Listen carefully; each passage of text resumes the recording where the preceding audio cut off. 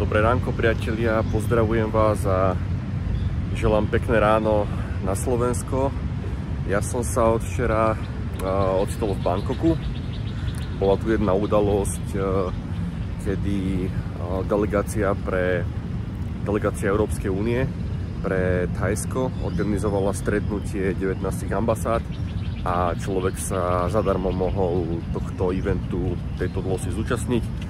Bolo tam okolo 300 ľudí a mohli ste si precvičiť vaše jazykové zručnosti a porozprávať sa s ľuďmi z ambasád a s veľmi veľa zahraničnými ľuďmi, ktorí teda oficiálne pracujú v Thajsku. Čiže momentálne sa nachádzam v Bangkoku, máme 6:30 ráno a rozhodol som sa ísť prejsť do najväčšieho parku v Bangkoku, do Lumpini parku, pretože v tejto oblasti aj som ubytovaný, kúsok asi 5 minút chôdzou, tak som sa rozhodol, že vám trošku toto miesto ukážem. Ospravedlňujem sa inak, mám trochu rozospaté oči, lebo aj keď ako viete, každý hotel tu má klimatizáciu, ale tá moja nejako nefungovala do rana, takže bolo pomerne teplo a ten spánok nebol nejako kvalitný. No ale teda k tomu Bangkoku ešte, ja som aj rozmýšľal, že nahrám nejaké dlhšie video a spravím takú virtuálnu Bangkok tour. No ale keďže som vôbec nemal čas, lebo som sem prišiel len tak sa zúčastniť tej udalosti, tak som sa rozhodol, že aspoň spravím takéto krátke video a ukážem tento nádherný park. No ale na budúce chystám sa do Bangkoku ešte o pár dní, takže natočím nejaké dlhšie video a predstavím vám aj nejaké známe pamiatky. No ale čo sa týka tohto parku, tak je to najväčší verejný park v Bangkoku. Tí, čo ste v Bangkoku boli, tak isto uznáte za pravdu, že na to, že Bangkok je obrovské mesto, má okolo 15 miliónov ľudí, tak na to, že aké je veľké a človek povedal, že tu len samé mrakodrapy, firmy, výškové budovy, tak je tu pomerne veľké množstvo parkov.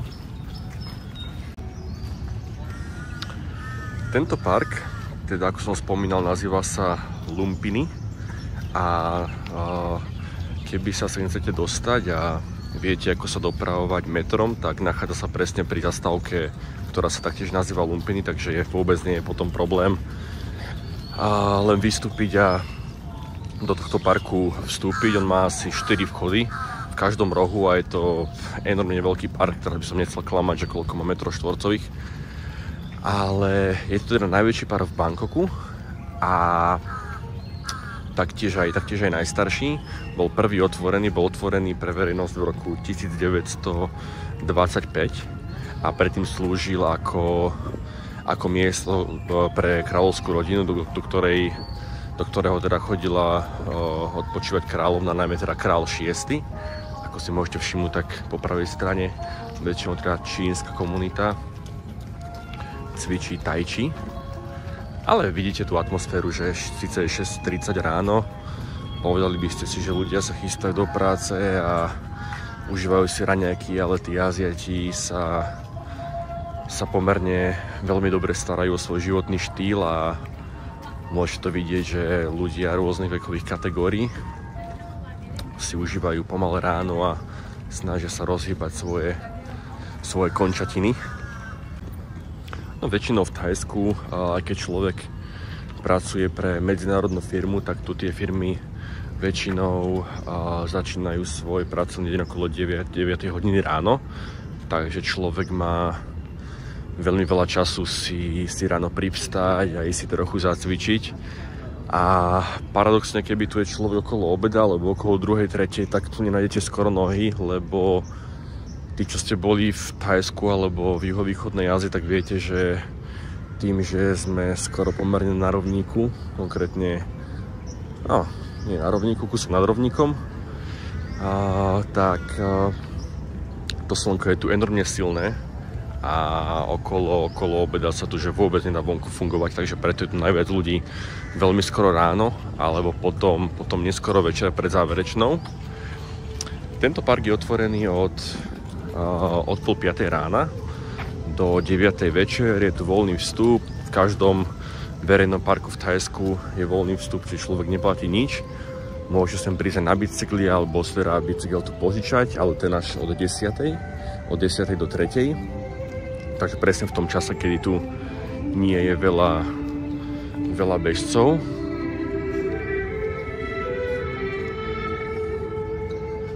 V strede toho parku je takéto veľké jazero, na ktorom môžete pedalboardovať alebo si požičiať vodné bicykle a užiť si trošku vodnej atmosféry.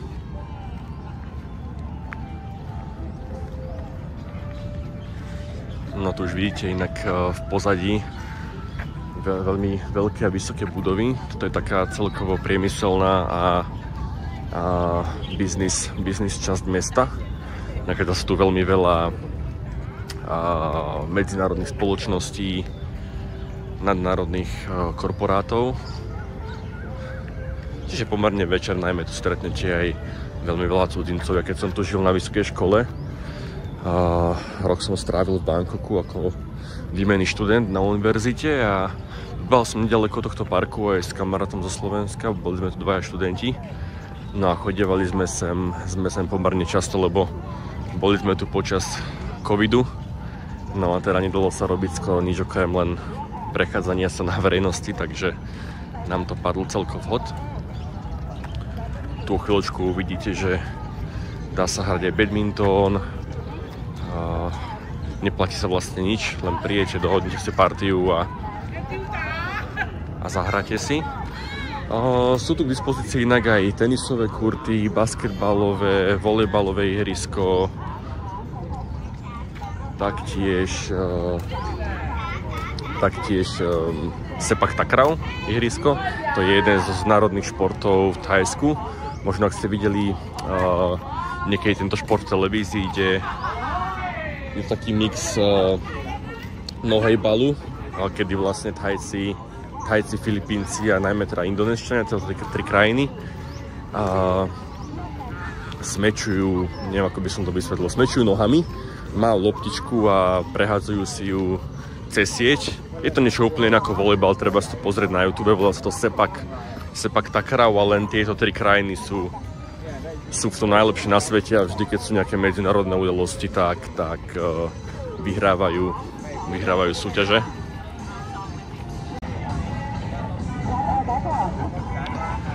Tento park najmä inak ponúka aj, by som povedal, také útočisko pred tým životom vo veľkom meste, pred tým ruchom, smogom a cestnou premávkou, pretože tí ľudia aj v Thajsku si už začínajú uvedomovať dopad práce na zdravie a začínajú žiť taký zdravý work-life balance, čiže veľa ľudí po tej práci, keď nešportujú, ale prídu si sem sadnúť na trávu a otvoria si nejaké jedlo, otvoria si pitie s priateľmi, teda asi nealkoholické, lebo na verejnosti tu v parku sa piť nemôže alkohol, a rozprávajú sa, užívajú si a žijú taký ten typický thajský štýl života, kedy v komunite sedia niekde vonku a preberajú rôzne životné tematiky a rozprávajú sa o všeličom možnom a nemožnom.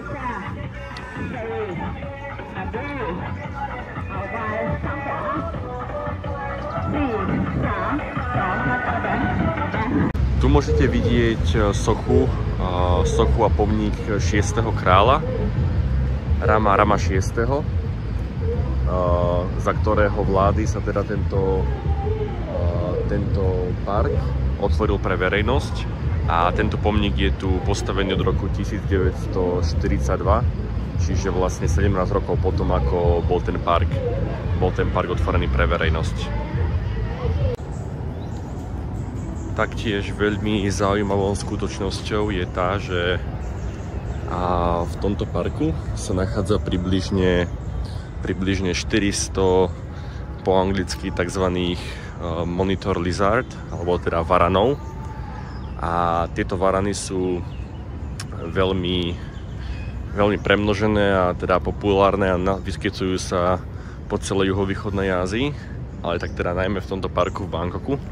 Veľa ľudí, hlavne Európanov a turistov, ktorí si pozerajú nejaké zaujímavosti, ktoré vidieť v Bangkoku, tak prichádzajú do tohto parku len práve preto, aby tieto veľké jaštery videli. A tu akurát jedného vidíme. No, pozrite sa na neho, na tohto krásavca. Akurát sa asi prebúdza.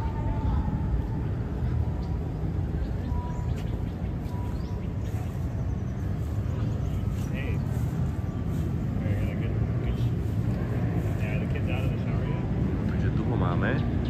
Niektoré inak dorastajú až do dĺžky 3 metrov v tomto parku a oni sú inak neškodné. Väčšinou sa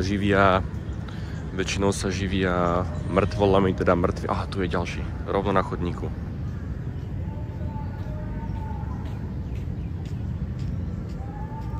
Sorry. Čiže vy len takto tu beháte po parku a zrazu vám tu varany prebehujú popod nohy. No, to som išiel povedať, že oni vôbec nie sú nebezpečné, teda pokiaľ ich nejako, ako každé zviera, nezaženiete do kúta, alebo im sa im nepribližíte pri hniezdo, kde majú teda malé, alebo kde majú malé. Živia sa väčšinou mŕtvolami, mŕtvými rybami, vtákmi, alebo korytnačkami, alebo aj teda hmyzom. No a problém môže nastať, že keby vás náhodou takýto jaštier pohrízol, tak tým, že sa živí mŕtvolami, tak má veľmi veľké množstvo baktérií v papuli. No a teda treba urýchlene vyhľadať nejakú lekárskú pomoc a dajú vám nejakú injekciu alebo antibiotika a nič sa vám nestane, ale keby to zanedbáte, tak by ste mohli mať nejaké starosti vlastne s infekciou, ktorá by vám mohla dlho pretrvávať. Thajci inak veria, že toto zviera prináša nešťastie a keby vám vlezie do domu, pretože Bangkok bol oficiálne postavený na vode. Bangkok sa aj nazýva, že Benátky východu. A veľmi veľa tých pôvodných starých domov bolo postavených na drevených takých koloch pri najväčšej rieke Chao Phraya, ktorá prechádza stredom mesta. No a títo varany teda nemali problém sa dostať do bytov, lebo oni vedia vyliezť po stene, po strome. No a tí Thajci veria, že takýto varan, keď vám vlezie do bytu alebo do príbytku, tak vám prinesie nešťastie v rôznych sférach života, či už v zdraví, alebo teda vo finančnej sfére. No ale momentálne tí Thajci sa to snažia nejako ten svoj osud si sami sebe zvrátiť. Tak keď sa im to stane, že im tento varan vlezie do bytu, tak práve že si sami sebe nahovárajú, že toto zviera prináša šťastie a že práve že vyhrajú nejaké loto. No ale z thajskej histórie a z nejakých takých thajských povier toto zviera symbolizuje nešťastie, takže keď vám náhodou vlezie do príbytku, tak si skúste kúpiť los. No ale neviem, či bude teda výherný. To miesto, ten dôvod, prečo ich je tu aj tak veľa, prečo ich Thajci nevylovia a nedajú do nejakých buď zoologických alebo do ich prirodzeného prostredia, je aj ten, že thajská princezna si tieto zvieratá obľúbila a taktiež ich chová vo svojej záhrade, má ich tam teda pomerne veľa. No a niektorí Thajci teraz tieto zvieratá spájajú s kráľovskou rodinou, takže tým, že princezna sa ich snaží tak spopularizovať a trochu zmierniť tú ich povesť ako viacej pozitívnej, tak uvidíme, možno o pár rokov bude toto zviera aj posvetné. A tak to samozrejme nie, ale tu v Thajsku je možno všetko. Tu akorát ďalší sa pomaličky bude vynárať.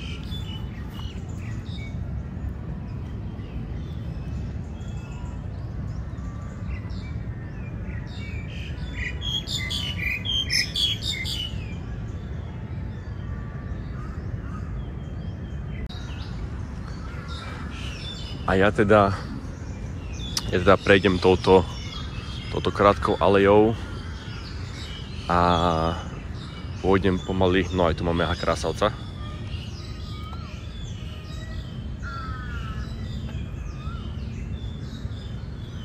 Toto je taký drobec, možno nemá ani 40 cm.